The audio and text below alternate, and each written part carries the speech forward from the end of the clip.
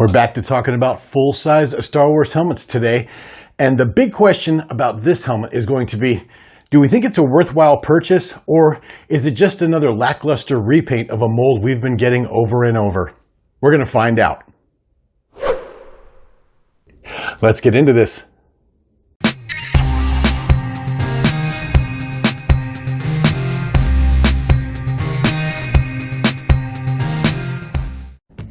All right, welcome to another episode of Paul's Collectibles. It's good to have you. Thanks for joining me as always. And today we are once again, already this year, back to talking about my main jam here on the channel, and that is a full-size Star Wars helmet. This time I have the Boba Fett helmet in his prototype armor. Really quick, Boba Fett was initially supposed to be some sort of super-Stormtrooper, but then they ended up changing him to the character we know today, way back in the day, and repainted it to that green and tannish deco that we know him from today. But there's still an audience out there for a lot of the things that we may or may not have gotten, and they've kind of did or resurrected portions of this design throughout other media as well. So I totally get why Hasbro has made this helmet. Now, the main problem, as I mentioned, is I'm not sure if this is something that is absolutely a must-have unless you're a completionist, or if it's just a repaint of a mold that we've been getting, quite frankly, over and over again. But with that, we're going to take a look at this and make a determination. Okay, and because this is a re-release, this helmet was released quite a while ago and they just re-released it with, quite frankly, a few of the Black Series helmets that had been out for a while. It's got the older style box, just the four sides, so you don't get that Black Series insert like we normally get. But it's got a picture of the helmet as usual on this side, and this side has, looks like the old boxes that we used to get for the Black Series figures with that red insert. Some more information about the helmet, another picture. This one shows that you can put this visor down if you put batteries in there and it'll light up for you, and more pictures of the helmet. But we'll get this out, get it in front of some lights and see what we think.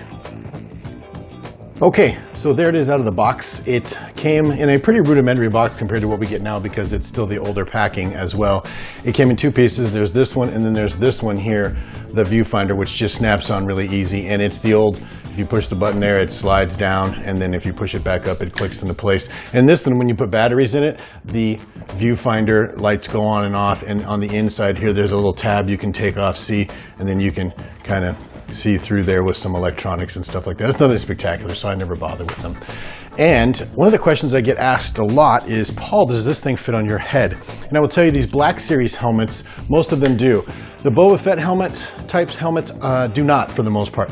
They have on the interior this rigging system, and if you can see here, there's a little outcropping and another little outcropping here, and then there's two little receiver holes on either side, and this thing just snaps in there, and it adjusts by spinning this around. Now, this won't adjust big enough for my head and still fit inside the helmet. So for me, even to get it on my head, I have to pop this out. And if I wanted to wear it for a costume or something, I'd probably have to put some sort of bicycle padding or something in there. Luckily, I just display them, assuming I'm even going to display this one. So let's talk about a couple of the glaring issues with this one right now. Okay, first off, I'll admit, it's kind of cool to have a white, almost a Stormtrooper looking Boba Fett helmet. I could see the appeal here. I really like that this green and red. He's almost Christmassy. But when they made this helmet the very first time, obviously there's a dent up here that they've at least been smart enough to make a new dome for these, so they don't have the Boba Fett dent right up in there. But when they did this original Boba Fett helmet, it obviously had all that weathering and everything on it, and it's probably difficult to see in the light, but there's three-dimensional cutouts in the decals or the mold or whatever they did here that they had done on that original Boba Fett helmet to make it look more realistic. The irony is it looks still like somebody just painted camouflage, like a urban Israeli camouflage or something all over that Boba Fett helmet, and it's not really that spectacular because you can tell it's not actual weathering.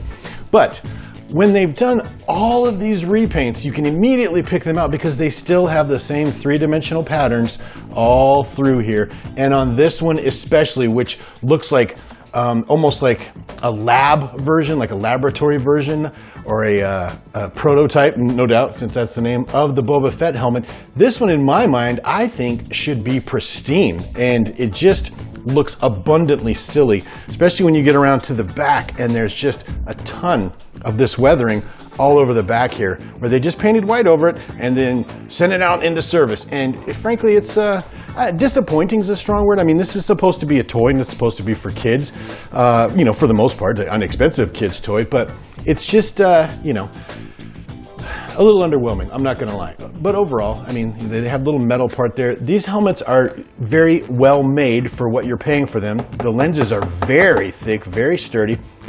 They're very sturdy, they put together nicely. They don't rattle or squeak when you shake them. They're in good proportion. They look very similar to what we see on screen, almost indecipherable at times, even though they're not meant to be screen accurate. And they're a really good looking helmet. Now, I have seen this displayed in other people's collections on YouTube, and in the background these look really good. It's when you get really up close on it that you start to see the really weird flaws and things that they did. Like this one even has, I don't know if you can see it, there's like a hole punched in there that they filled in with epoxy or something. It's just an interesting construction. And there's another one over here. So overall, it's a good looking helmet, and I think, you know, it's probably just going to go back in the box for me because I have limited room, and I have the 3 helmets of the Mandalorian style that I like to display of the 3 iconic characters. So there's really no room for this one, but I'm kind of a completionist with the Black Series helmets other than the X-Wing pilots. So I'm still happy to have this. And you look inside, and they do have the padding, and that is very padded. It's not, you know, it looks like it might be hard, but it's not. And the fake fan and everything in there, and it's got the fake electronics up in here and everything like that, and they're difficult to see in the light, but up in here are the 2 wells where that headpiece snaps in. So the interior, they're still doing the interior is very nice, and I do like that down here they have this support structure, this X, to keep this from breaking in or getting pushed in. So I mean, is it a phenomenal helmet? No, I mean, you know, I'm supposed to be reviewing this thing, so I got to keep it honest with you and keep it real. I'm just not going to rah-rah it this time. I just really don't think, unless you're a complete fan of the actual Boba Fett mold and you have to have all of these, you're some sort of completionist or something like me, I really think you could probably pass on this one as well. And I said the same thing about the Axe Wolves, because these are just like straight repaints, except for they are at least smart enough to get rid of the dome. And you know what? Let me see really quick. Yeah, so I don't know if it shows up in the light, but up in here, you can see the interior right there. That's where the dome presses in on the mold on the helmet. So the interior part is still the same as well, which, you know, cracks me up.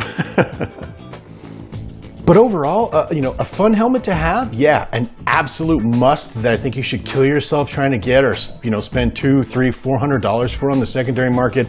No, I just really don't think so. Unless, of course, that's just your jam. It's just how I collect. So I wasn't going to pay more than retail for it, but when this came out, I thought, you know what, I'm going to pick it up, and hopefully sometime in the future, I'll have some space to display it. And finally, if you're not a subscriber to the channel, maybe consider doing that for me. That's a great way to support my efforts here at Paul's Collectibles.